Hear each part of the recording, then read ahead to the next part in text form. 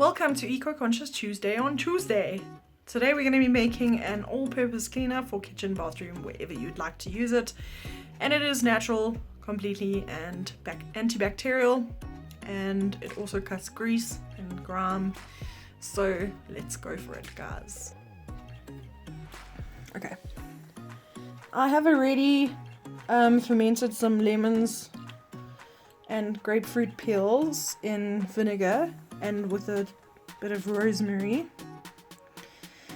That's about 2 weeks worth that's been sitting.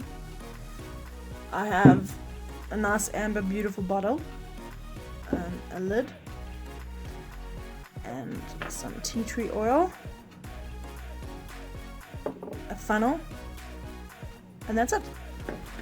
So firstly, what you need to do is cut up your peels, lemon peels, grapefruit, oranges, chuck them into a jar, add vinegar to cover, and then you've got your all-purpose cleaner.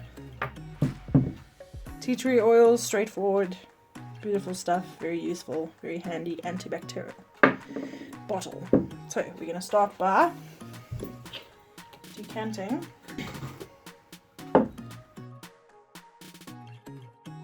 It is very likely that a few sprigs of rosemary is going to get in there, but it's not the end of the world.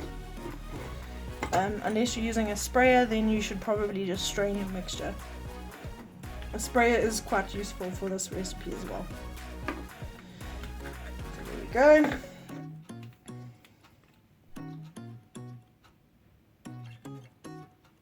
So I put 12 drops of essential oil.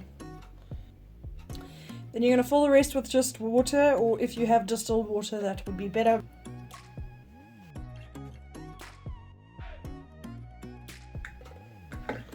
So there we go. That is completely natural, biodegradable, and it works really well on stains, toilets. Just give it a shake.